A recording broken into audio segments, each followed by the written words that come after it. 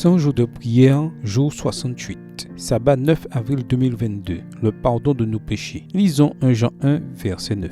Si nous confessons nos péchés, il est fidèle et juste pour nous les pardonner et pour nous purifier de toute iniquité. On s'approche de Dieu par Jésus-Christ, le médiateur, le seul moyen par lequel il pardonne les péchés. Dieu ne peut pas pardonner les péchés au détriment de sa justice, de sa sainteté et de sa vérité. Mais il pardonne les péchés et cela pleinement. Il n'y a aucun péché qu'il ne pardonne pas dans le Seigneur Jésus-Christ et par lui. C'est le seul espoir du pécheur.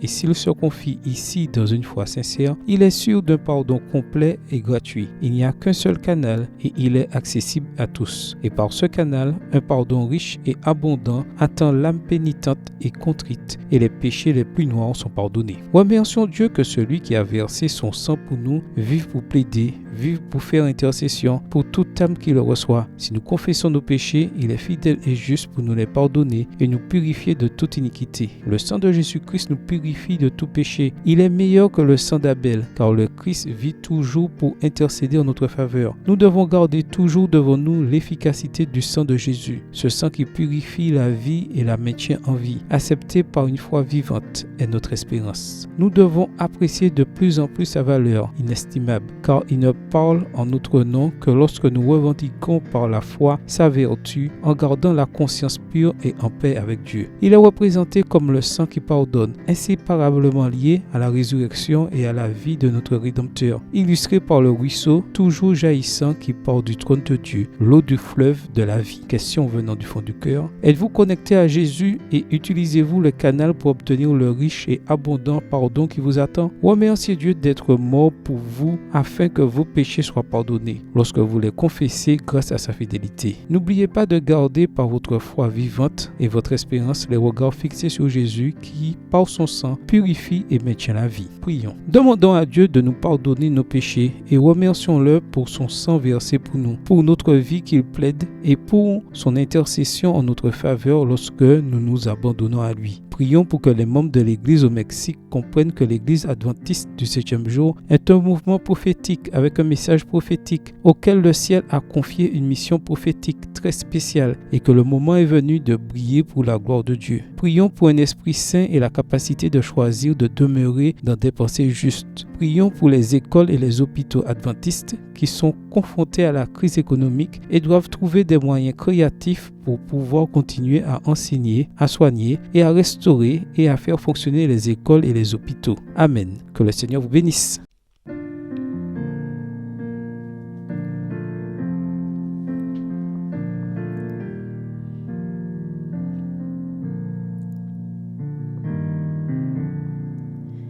Toi la source de bénédiction, que mon cœur chante ta grâce.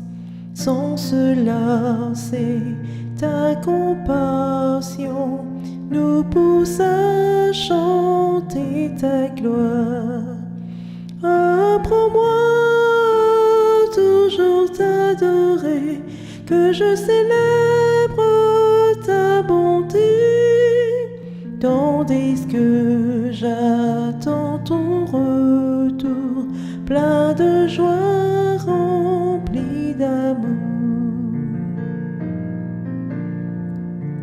Toi mon refuge et mon secours, sur ton aide je peux compter. Et j'espère sans aucun détour vivre un jour l'éternité. Jésus m'a cherché, errant loin de Dieu, il m'a trouvé, ramené pour me protéger du danger. C'est son sang qui m'a sauvé.